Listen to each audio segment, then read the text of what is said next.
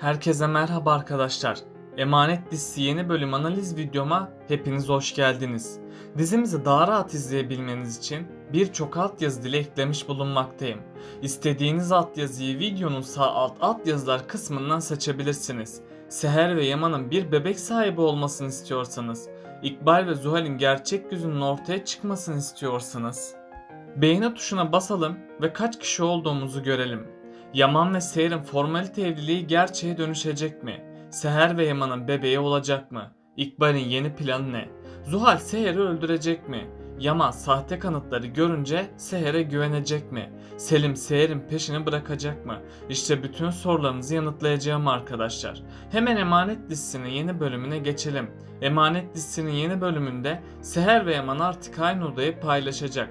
Çiftimiz birlikte zaman geçirdikçe daha da yakınlaşacak. Çünkü ikisi de birbirine sırılsıklam aşık olmuş durumda. Ayrıca Yaman formalite evliliğini gerçeğe dönüştürmek için çok çabalayacak. İlk zamanlar Seher biraz utangaç davranacak. Ama sonradan Seher de Yaman'a karşı adım atacak. Ve Yaman ile Seher evliliğini gerçeğe dönüştürecek. Zaten Yaman ilk baştan beri bu evliliğin gerçek olduğunu söylemişti. Hatta Yaman Cengir ile bu konu hakkında defalarca konuşmuştu. Yani bundan sonra Seher ve Yaman'ın aşk dolu sahnelerini göreceğiz. Ayrıca Seher ve Yaman birlikte olacaklar. Bunun sonucunda da Seher'de bazı değişiklikler yaşanacak. Çünkü Seher'in baş dönmeleri ve mide bulantıları başlayacak. Sonradan Seher'in doktora gitmesiyle onun hamile olduğu anlaşılacak. Seher bu müjdeli haberi duyunca çok sevinecek ve hemen Yaman'a bu haberi vermek isteyecek. Tabi Yaman da bebeğinin olacağını duyunca dünyalar onun olacak. Bundan sonra Yaman asla Seher ve bebeğini yalnız bırakmayacak. Yaman'ın baba olma sevinci yaşamasıyla Yaman tüm sorunlarını unutacak. Sahte kanıtların aniden kayboluşu İkbal ve Zuhal'i iyice sinirlendirecek. Çünkü İkbal ve Zuhal bu sahte kanıtlarla Yaman ve Seher'i ayırmak istedi. Ama hiçbiri onların istediği gibi gitmeyecek. Nedeni de bir süreliğine sahte kanıtları bulamamaları olacak. Ayrıca Yaman ve Seher'in evlenmesi de İkbal ve Zuhal çıldıracak. Çünkü ikisi de amaçlarına ulaşamayacağını düşünecek. Şimdilik İkbal ve Zuhal dosyayı bulmaya çalışacak. Ama dosyayı hiçbir yerde bulamayacaklar. Hatta bu dosyadan Neslihan ve Adalet'in de hiç haberi olmadı. Bu yüzden geriye iki isim kalıyor. Bu kişiler Cenger ve Ziya olabilir. Cenger, Kırımlı konağında tüm olup bitenden haberdardır. Hatta Cenger kaç defa Zuhal'in kötülüklerini gördü. Onun için dosyanın Cenger'de olma ihtimali vardır. Ayrıca Ziya'nın da dosyayı alma ihtimali bulunmakta. Çünkü Ziya Yaman'ın üzülmesini istememekte. Bu yüzden Ziya, Seher ve Yaman aşkına bir zarar gelmemesini isteyecek ve Ziya dosyaları gizliden almış olabilir. Sahte dosyaların kimde olduğu da yakında ortaya çıkacak. İkbal ve Zuhal dosyaları bulamayınca yeniden kötü planlar yapmaya başlayacak. İkbal bu sefer hamlelerini farklı bir şekilde oynayacak. İkbal ardından Seher'i ortadan kaldırmaya çalışacak. Çünkü İkbal önceki bölümlerde bir konuşma yapmıştı. İkbal o konuşmasında Kırımlı mirası ancak benim olabilir demişti. Hatta karşısına kim çıkarsa onları ortadan kaldıracağını belirtmişti. Yani İkbal'in bu konuşması Seher'i öldürmeye çalışacağının en büyük kanıtıdır. Eğer Seher, İkbal ve Zuhal'e güvenmeye devam ederse bu onun sonu olacak. Seher onlara güvenerek kendi canını tehlikeye atacak. İlerleyen bölümlerde İkbal ve Zuhal yeni sahte kanıtlar yapacak. İkbal ardından Zuhal'i Yaman'ın yanına götürecek. Zuhal de Yaman'a sahte kanıtları verecek. İlk başlarda Yaman bu sahte kanıtlara inanmak istemeyecek. Sonrasında Yaman sahte kanıtlara inanmaya başlayacak. Yaman'ın çocukluğu kötü geçtiği için Yaman yine kadınlardan nefret edecek.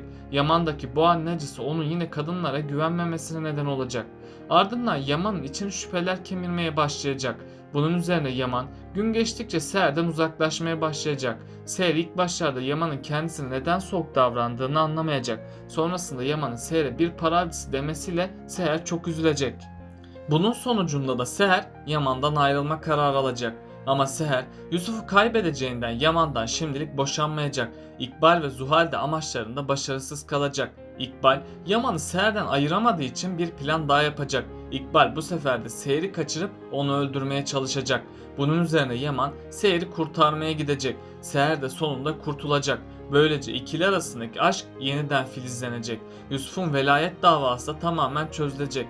Yaman ve Seher evlendiği için sosyal hizmetler Yusuf'u onlara verecek.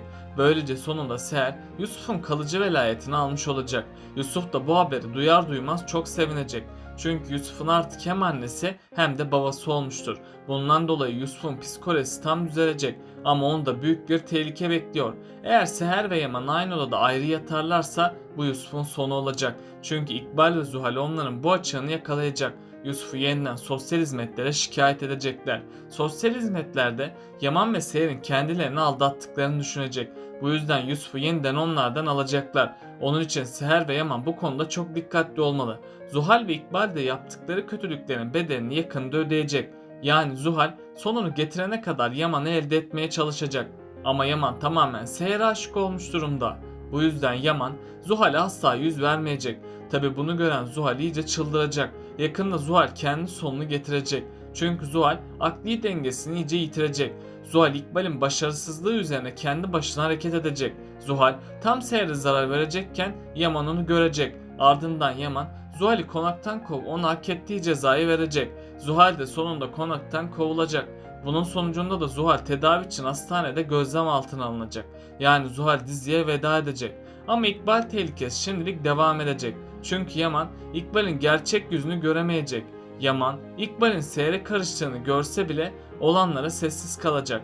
Yaman Ziya'nın İkbal yüzünden üzülmesini istemeyecek. Onun için de Yaman İkbal'e bir şans verecek. İkbal de tüm kötülüklerini gölgeden yapmaya başlayacak. Yaman'ın İkbal'e şans vermesi aşklarına ciddi zararlar verecek. Ama Ziya İkbal'in gerçek yüzünü biliyor. Hatta Ziya İkbal'in yaptığı tüm kötülüklere şahit oldu. Bu yüzden Ziya İkbal'in gerçek yüzünü herkese gösterecek. İkbal Ziya'nın hasta oluşunu kötüye kullansa da Yaman ona inanmayacak. Bunun sonucunda da İkbal tutuklanacak. Çünkü İkbal Seher'in ablasının ölümüne neden olmuştu. Ziya sayesinde bu soruşturma tekrardan açılacak ve İkbal bu suçtan dolayı hapse girecek. Ama bunun olması için biraz daha zamana ihtiyaç bulunmakta. Ziya ise yakında iyileşecek.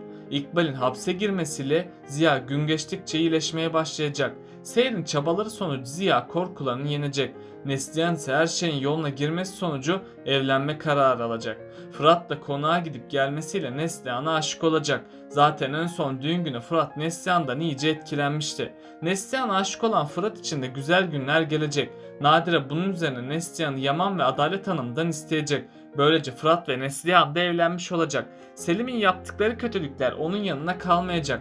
Yakında Selim'in gerçek yüzü ortaya çıkacak. Seher, Selim ile artık yollarını ayıracak ve bir daha asla ona güvenmeyecek. Hatta Seher, Selim'in gerçek yüzünü görüp onu polise şikayet edecek. Selim de bu olanlardan dolayı Yaman'ı sorumlu tutacak.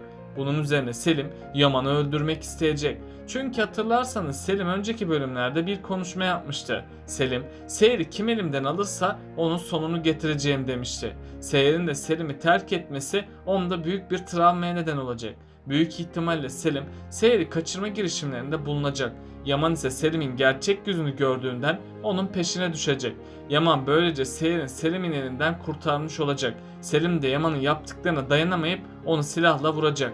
Ama Yaman ölmeyip kurtulacak. Peki sizce Yaman ve Seher her şeye rağmen mutlu olabilecek mi? Aşağıda yorumlarınızı bekliyor olacağım. Bakalım siz bu konuda ne düşünüyorsunuz? Böylelikle bu bölümün de sonuna geldik arkadaşlar. Daha çok video için abone olmayı, beğeni atmayı ve bildirimleri de açıp yorumlarınızı atmayı unutmayın arkadaşlar. Tekrardan görüşmek üzere. Kendinize çok iyi bakın. Hoşça kalın.